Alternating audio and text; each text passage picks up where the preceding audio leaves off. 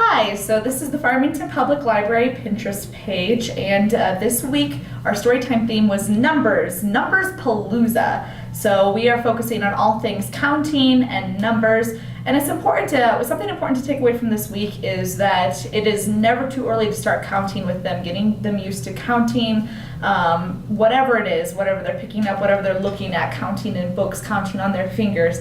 The more and more you count with them, the quicker they'll be able to pick up those more advanced mathematical concepts when the time comes. So our nursery rhyme this week is, of course, 1, 2, buckle my shoe. 1, 2, buckle my shoe. 3, 4, shut the door. 5, 6, pick up sticks. 7, 8, lay them straight. 9, 10, let's do it again. 1, 2, buckle my shoe.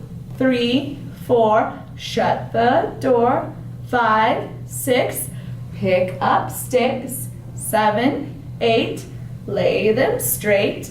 9, 10, a big fat hen.